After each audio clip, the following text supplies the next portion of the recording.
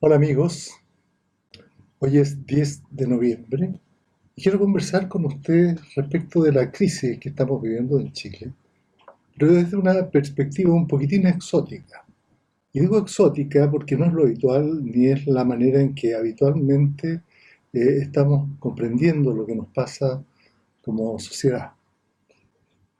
Me refiero a dos cosas fundamentales. Una es lo que se llama teoría de grafos o teoría de redes, y la segunda es una teoría termodinámica que es la teoría de estructuras o sistemas disipativos o lejos del equilibrio. Son dos cosas que parecen no tener una relación directa con lo que nos está pasando, pero lo que yo intento mostrar hoy es que tal vez tiene que ver y tal vez nos ayuda a entender los fenómenos que son propiamente humanos, espirituales, políticos y culturales que surgen de ahí. La teoría de redes. Los seres vivos formamos redes. Una célula se comunica con otra célula y con otra célula y forma una colonia bacteriana, por ejemplo. Pero también los seres como nosotros multicelulares estamos formados por redes de células. Y especialmente la red que tal vez más nos importe es la red que constituye nuestro cerebro. Es una red de neuronas y estas neuronas tienen la característica de que funcionan con una estructura que es con emergencias que no pueden ser predichas por las partes individuales. Cada célula funciona en su ámbito local, sin embargo el conjunto, al estar en red con otras células, determina que el cerebro funcione como funciona. Pues bien, lo que yo quiero decir simplemente es que las estructuras sociales humanas, y de otros seres vivos también creo yo, pero fundamentalmente humanas, están estructuradas como redes. Son redes de seres humanos. No se podría entender una sociedad sin seres humanos. Son los seres humanos que forman redes que determinan que exista la cultura, que exista las ciudades, que exista, etc. Ahora, las características de estas redes, hay dos elementos, digamos, que yo quisiera destacar. Uno, que cuando la red se estabiliza, es decir, no crece, es distinto a cuando la red está en crecimiento. Es decir, cuando se están agregando nuevos nodos al sistema, a que cuando se estabilizan los nodos que ya tiene. En teoría de redes, imagínense ustedes como la web. La web es una red que está compuesta por el sitio web mío, el de todos, etc. Y este sitio web es un nodo. Y si usted ve lo que yo estoy diciendo acá, es decir, establece un lazo desde su sitio web o desde su computador, lo que está haciendo es un link. Pues bien, la web está siempre creciendo, es decir, siempre se están agregando más ingresos, por decirlo así, a la red en forma permanente. Nadie sabe cuál es la amplitud de la web.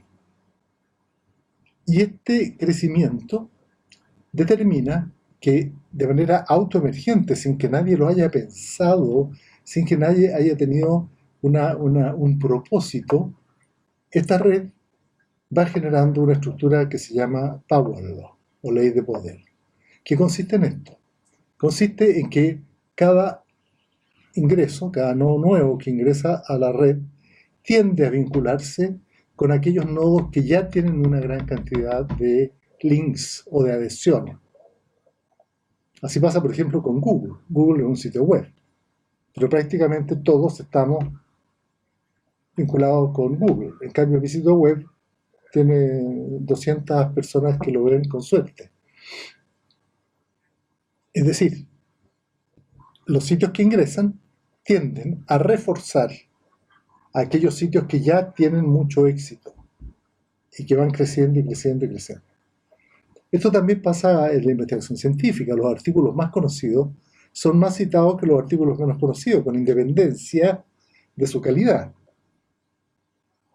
Ahora, esta teoría de redes, que explica que cuando una red está en crecimiento, se produce esta distribución en que muy pocos tienen mucho y muchos tienen muy poco. Google tiene muchos links, en cambio mi sitio web tiene pocos. Pero este sitio tiene mucho más que muchos sitios que tienen muy poco, como es mi caso. La curva es, si usted la mira desde su lado, no sé si me va a quedar bien acá en la pantalla, es como una curva con una guatita hacia abajo. Es así. O sea, muy pocos tienen mucho y muchos tienen muy poco. Y eso es efecto de que la red está en crecimiento. De manera que uno dice, bueno, esto a lo mejor no tiene nada que ver con lo que nos está pasando. Pero sí tiene que ver. Porque hay dos principios dentro de esta teoría que son importantes tener en cuenta. Uno se llama, en castellano sería, el ganador se lo lleva todo. O sea, el que ya tiene más tiende a tener cada vez más. Y lo único que permite que eso tenga un cambio es lo que se llaman New Kids on the Block, es decir, nuevos allegados al sistema, que puedan tener características específicas que determinen que entonces muchos de los integrantes de la red se liguen con este nuevo nodo que tiene características particulares. Pero esas características particulares son muy ocasionales. Por ejemplo, un buscador como Google, básicamente la diferencia que tenía con los buscadores anteriores era su velocidad. Eso tenía una, digamos, adhesión preferencial, entonces, puesto que ahorraba tiempo. Pero no que tuviera otras características, sino que era básicamente la velocidad.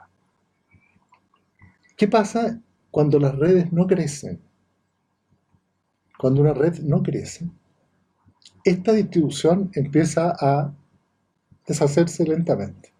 Es decir, la curva, en vez de ser muy pocos tienen mucho y muchos tienen muy poco, empieza como a homogeneizarse hasta cierto grado.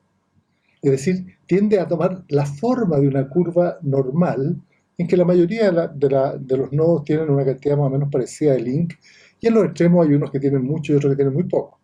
Pero hay una tendencia, el 60% de la curva normal sería eso, a estabilizarse en este otro sistema. Pues bien, el crecimiento en las sociedades humanas, lo que habitualmente se denomina crecimiento y que se habla permanentemente del crecimiento, digamos, y que eso, el IMASEC, que no importa, como si eso fuera el indicador radical de la vida.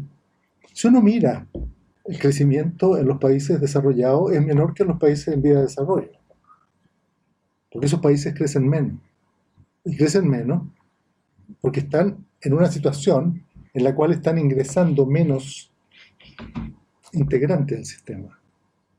Así pasa con los países nórdicos, que tienen un crecimiento de 1 y algo, y sin embargo mantienen un equilibrio bastante homogéneo comparativamente a nosotros, que estamos siempre buscando el crecimiento, pero inevitablemente el crecimiento lleva a la concentración, en este caso del poder y el dinero. Luego, el problema es el crecimiento. No necesariamente para que una sociedad llegue a estar en una cierta estabilidad, el crecimiento es lo que lo garantiza, todo lo contrario. El crecimiento va formando diferencias cada vez más grandes. Mientras más se crezca, mientras más caminos, más carreteras, más de todo, más y más y más, el sistema tiende a ser más desequilibrado.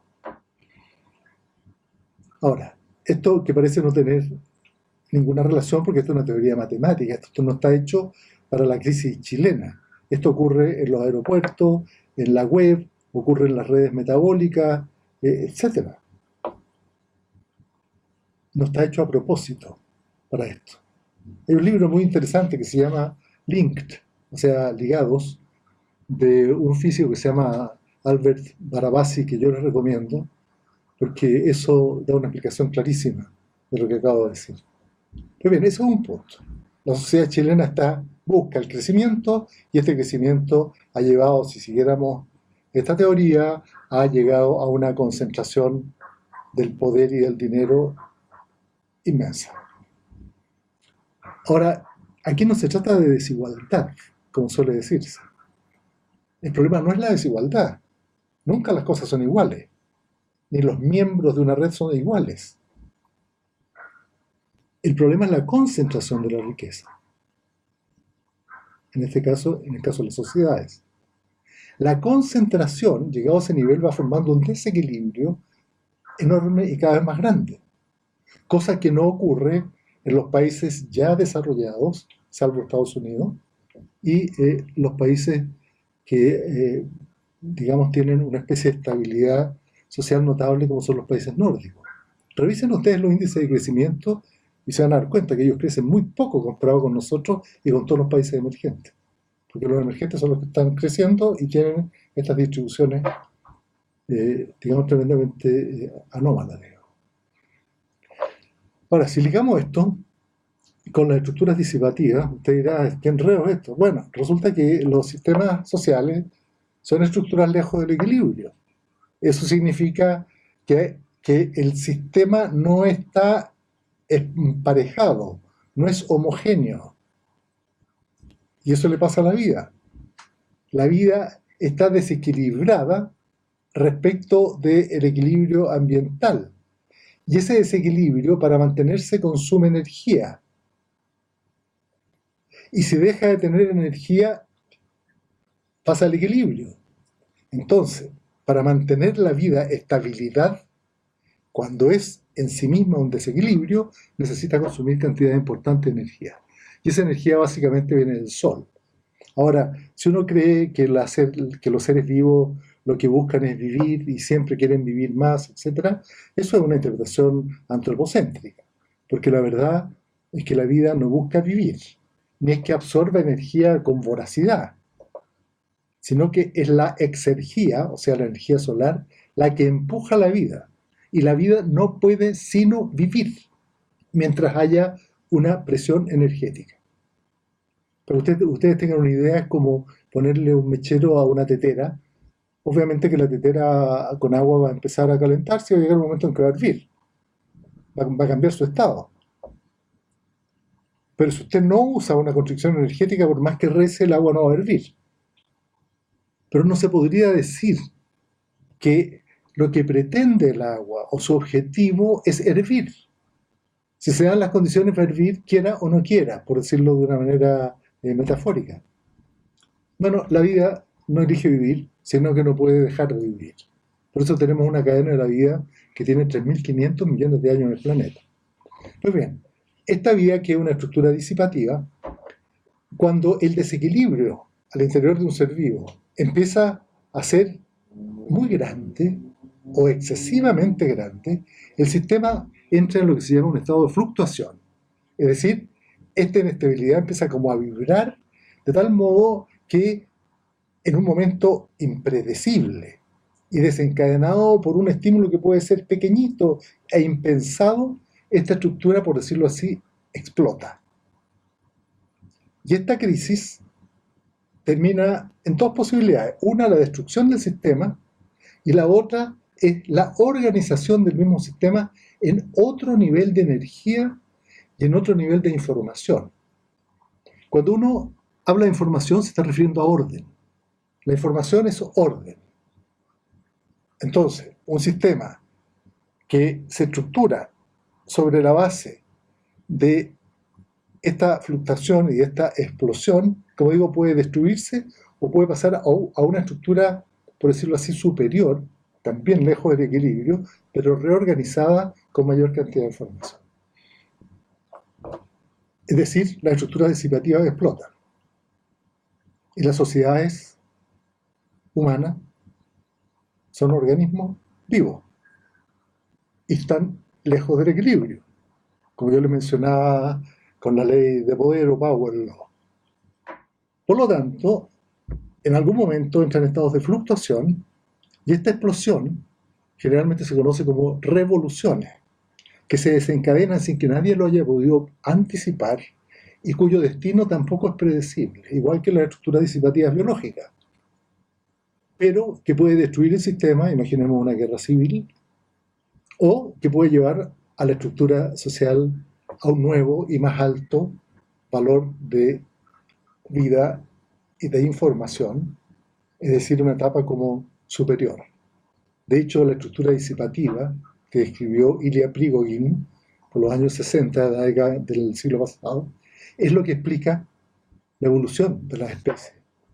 No son las teorías darwinianas cuando uno escucha esto así como tan fácil, ¿no?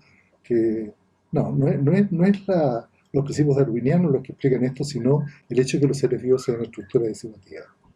Pues bien, nosotros estamos en medio de una explosión. Ojalá seamos capaces de llevar este sistema a un nuevo nivel de desarrollo, con menor crecimiento y no a una destrucción. Muchas gracias.